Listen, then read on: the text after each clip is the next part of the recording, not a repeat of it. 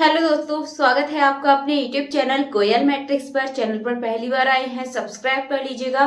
साथ ही bell icon को press जरूर करिएगा, जिससे नोटिफिकेशन आपके पास समय से पहुंच जाए। तो आज की जो वीडियो है, फिर से आपके सामने 10 क्वेश्चंस रहेंगे। अभी तक मैं आपको काफी सारे क्वेश्चंस करा चुकी हूँ, प्लेलिस्ट आप जरूर देखिएगा। बहुत सारे क्वेश्चंस आपको देखने के लिए मिल जाएंगे।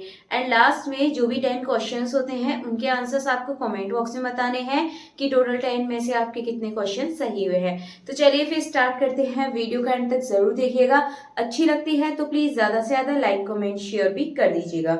आइए चलिए क्वेश्चन नंबर 1 देखते हैं। क्वेश्चन नंबर 1 आपके सामने है, let f x y be a function, then what will be the steps to find stationary point. यानी कि बहुत ही आसान सा क्वेश्चन है। एफ एक्स वाई कोई भी आपके सामने फंक्शन है, that what will be the steps to find stationary points find करने के लिए इसके क्या स्टेप होते हैं। तो आपको भी पता है ये, अगर एक्स और वाई दो फंक्शन दे रखे हैं तो एक्स के रेस्पेक्ट में इसका जो डिफरेंशियल है करते हैं, देन इसके बाद वाई के रेस्पेक्ट में करते हैं, दोनों को इक्वल्स टू में 0 पुट करते हैं।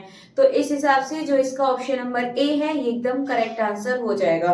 तो क्वेश्चन नंबर 1 का ऑप्शन नंबर ए एकदम बिल्कुल सही आंसर है। आइए चलिए आगे क्वेश्चन देखते हैं।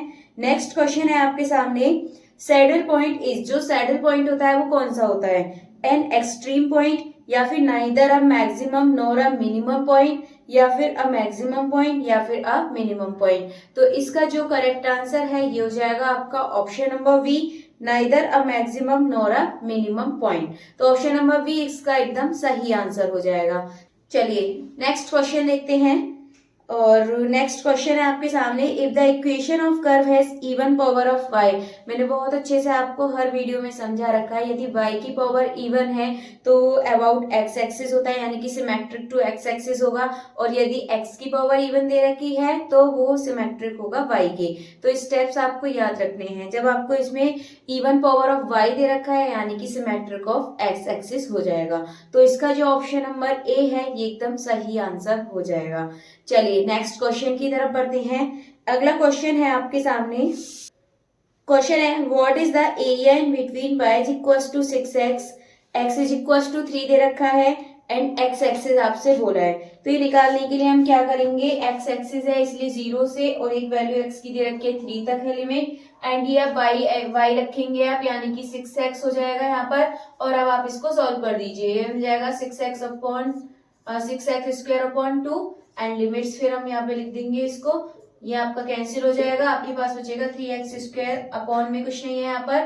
देन इसके बाद ये है आपके पास 3 और 0, सिर्फ यहाँ पे ये पुट करेंगे क्योंकि तो 0 बन जाएगा। 3 3 हो जाएगा आपका 9, तो 3 9 या 27, ये आपको इसका सही आंसर मिल जाएगा। तो इसका जो ऑप्शन नंबर डी है 27 स्क्वायर यूनिट, ये एकदम इसका सही आंसर हो जाएगा। चलिए ये क्वेश्चन भी आपके सामने हो चुका है। अगले क्वेश्चन की तरफ बढ़ते हैं। तो नेक्स्ट क्वेश्चन है, calculate the volume of sphere by the triple integral. यानी कि आपको ट्रिपल इंटीग्रल के द्वारा जो वॉल्यूम है स्फीयर की वो आपको निकालनी है। तो इसका जो सही आंसर है ये आप लोगों को बताना होगा कमेंट बॉक्स में कि इसका सही आंसर क्या है। ऑप्शंस आपके सामने है, तो इसका सही आंसर आप बताइएगा जरूर। चलिए आगे बढ़ते हैं। नेक्स्ट क्वेश्चन है आपके सामने, कर्ल ग्रेड, आपको फाई की वैल्यू बतानी है, ठीक है। ग्रेड फाई के साथ आप जब कर्ल निकालेंगे तो यहाँ पर जो आपकी वैल्यू है वो 0 मिलती है। मैंने काफी टाइम आपको ये क्वेश्चन करा रखा है, तो मेरे हिसाब से अब आगे बताने की आपको जरूरत नहीं है। पिछली वीडियोस में आप देख लेना, इसी तरीके का क्वेश्चन था। आपको जब एक साथ दे रखा हो कर्ल और ग्रेडियंट का पूछा हो तो यहाँ पर आंसर जो होता है वो आपको 0 ही देखने के लिए मिलेगा। तो जो इसका ऑप्शन नंबर बी है 0 इसका करेक्ट आंसर हो जाएगा। चलिए नेक्स्ट क्वेश्चन देख लेते हैं। अगला क्वेश्चन है, late a and v be arbitrary elements is s and r be an equivalence relation on s, then if v belongs to a then। यानी कि ये belongs करता है a को, तो हम इसे क्या बोलेंगे, v not is equals to a, या फिर v equals to a, या फिर v less than a, या फिर v greater than a। तो इसका जो ऑप्शन नंबर v इसका सही हो जाएगा, v is equals to a। तो चलिए आगे बढ़ते हैं, नेक्स्ट क्वेश्चन देखेंगे। अगला क्वेश्चन है, if cosines of angles made by vector with coordinate axis are l m n, then which option is correct. तो आपको पता होना चाहिए क्या होता है, l square plus m square plus n square is equals to क्या होता है, ये आपको रिलेशन याद करना है। तो ये होता है आपका इक्वल्स टू में 1। इतना आपको याद रखना है, डायरेक्ट आपको आंसर मिल जाएगा। और ये जो सभी क्वेश्चंस हैं आपके, ये आपके DSSB द्वारा पूछे गए ही क्वेश्चन है, और जो आपके आ सकते हैं मैं उसी हिसाब से आपको क्वेश्चन करा रही हूँ। तो इसका जो ऑप्शन नंबर सी है ये बिल्कुल सही आंसर हो जाएगा। चलिए आगे बढ़ते हैं अगले क्वेश्चन की तरफ। तो नेक्स्ट क्वेश्चन आपके सामने है, maximum value of the function f x is equals to, इसका आपको मैक्सिमम वैल्यू बतानी है। तो आइए चलिए फिर क्वेश्चन को देख लेते हैं। मैक्सिमम वैल्यू निकालने के लिए क्या करना है, तो आपके सामने फंक्शन आपको दे रखा है ये f x is equals to x की पावर 3 प्लस 2x² प्लस 1। ये आपके सामने फंक्शन है। इसका निकालने के लिए क्या निकालना है, इसका मैक्सिमम वैल्यू आपसे पूछी है, ठीक है। तो इसके लिए आपको बहुत अच्छे से पता होगा, सबसे पहले क्या करते हैं, इसका डिफरेंशियल फर्स्ट टाइम करेंगे। तो ये मिलेगा 3x² प्लस 2 2 4x, ये हो जाएगा, ये मिल गया। इज इक्वल्स टू में 0 रख देते हैं हम x की जगह। तो यहाँ से आप देखेंगे x कॉमन ले लेंगे, 3x plus 4 is equals to 0, तो x इज इक्वल्स टू 0 हो जाएगा। और दूसरा आप देखेंगे -4/3। ये आपको 2 पॉइंट यहाँ से मिलने वाले हैं। अब 2 पॉइंट मिल जाएंगे, तो अब इसका क्या करेंगे, आप डबल डेरिवेटिव निकाल दीजिए। जब आप इसका डबल करेंगे तो ये जाएगा 6x प्लस 4। अब क्या करना है आपको, यहाँ पर ये जो वैल्यू दे रखी है ये आपको यहाँ पर पुट करनी है अलग अलग। तो यहाँ पर रखकर देखते हैं। सबसे पहले आपके सामने वैल्यू कौन कौन सी है, x is equals to 0 and x is equals to -4/3। तो सबसे पहले x इज इक्वल्स टू 0 रखते हैं। 0 रखने पे क्या मिलेगा आपको, यहाँ पर 4 मिलेगा। 4 कैसा है आपका, 0 से बड़ा है, तो वैल्यू आपको यहाँ से मिनिमम मिलती है, ठीक है। तो ये आपको मिनिमम वैल्यू मिल जाएगी। इसके बाद x इज इक्वल्स टू आप पुट करेंगे -4/3।